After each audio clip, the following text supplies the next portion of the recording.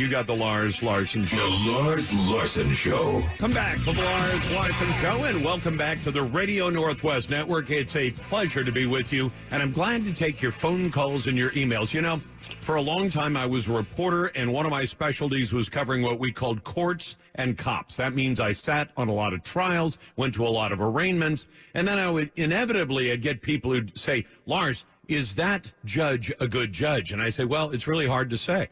And they said, why is it so hard to say? I said, because nobody is tracking hits, runs, and errors on judges. Well, now there is a group doing it, and I was so glad to see this. So I'm glad to welcome, I think for the first time, I don't think Courtney's been on before, Courtney Weimer, who owns All City Bail Bonds in Tacoma and serves as the president of the Washington State Bail Agents Association. Courtney, have you been on before? I have not. Thank you for having me. Well, I'm glad to have you because there is... And just a quick correction, I actually manage All City Bail Bonds. I do not own it. But, you don't own it. But I am the president of our state association. I don't want you to get in trouble with the boss or anything. But tell me this. Is it just a perception that the courts, at least in Pierce County, where you're located, are a revolving door where repeat offenders go out there accused of committing a crime? In many cases, they have committed the crime. They just haven't had their day in court yet. They get in front of a judge, and the judge cuts them loose, and then they go out and either violate the conditions of their release, which are there for a reason, or they commit another crime, and they show up in front of the judge, and the judge just lets them go again. Is that a perception only, or is that reality? Well, to me, it's a reality, Lars. I mean, even this morning, I've had victims of crimes reach out to me from the article on KOMO talking about repeat offenders. I've had sheriff's deputies reach out to me. It's a frustration in the community. The Tacoma Business Council is doing a great job of trying to highlight that. I'm just happy to be a part. But no, it's frustrating for everybody. Even as a bail agent, we've returned people back to the jail just to have a judge release them the next day.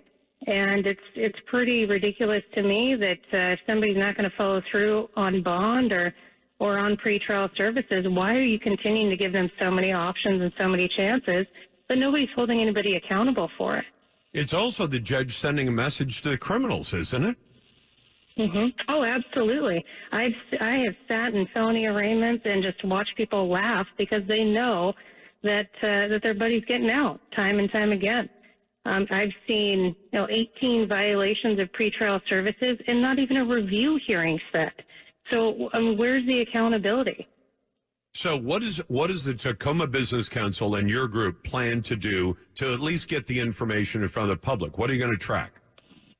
Well, so right now, for the entire month of June, myself and my coworker are sitting in on felony arraignments, and we are tracking what the prosecutor is asking for, the type of information that they're providing to the judge in request to their bail, whether it's previous history, warrant history, outstanding threats to the community, whatever it might be.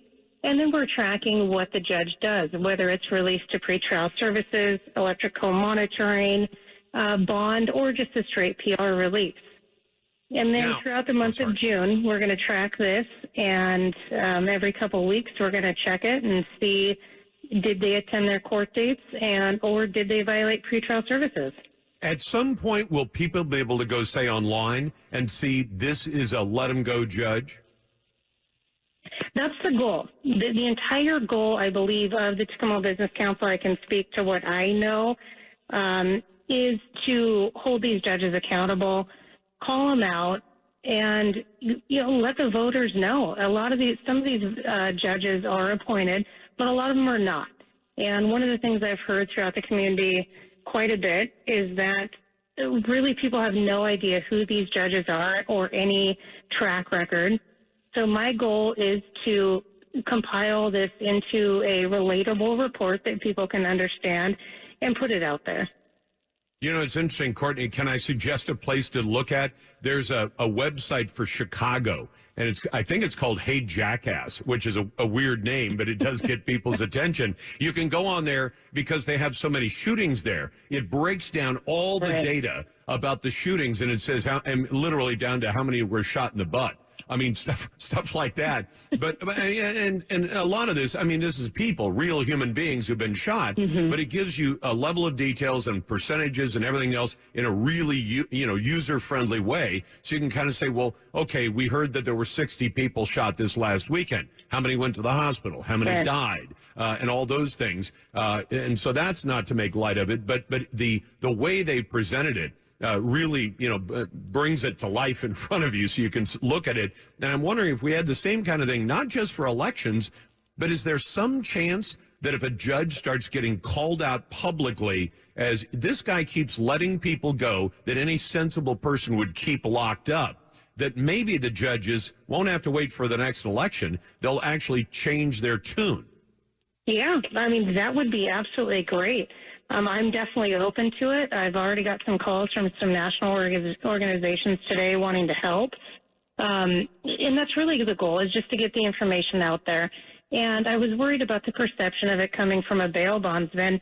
But, Lars, I'm also just a concerned citizen that has had, I've had to replace our windows 5 different times. I've had the doors to our office kicked in the middle of the day and stolen property. So, bail bonds or not, I'm a concerned citizen that happens to have the means to be able to attend court every day and document the information. But the crime rate is out of control, and I'm just happy to help at this point.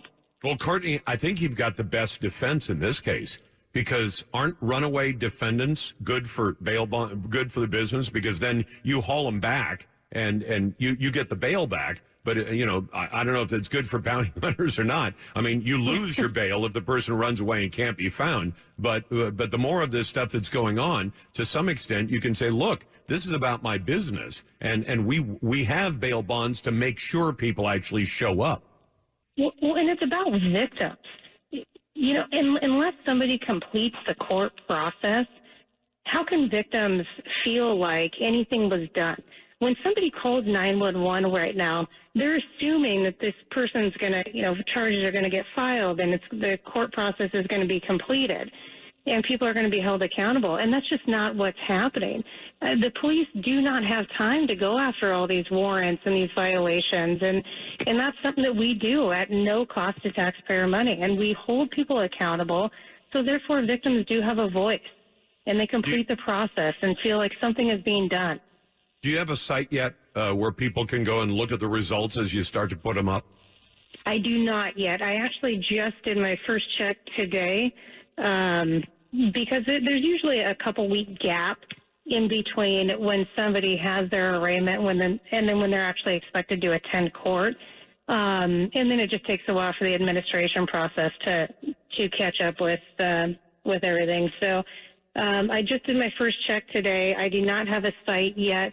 My goal is to compile data and really give it to the Tacoma Business Council and hopefully go through them to compile a report. So I'll tell you what, as we get it up, we're going to make sure that people know where it is. That's Courtney Weimer, who manages all city bail bonds, doesn't own it just yet. President of the Washington Bail Agents Association.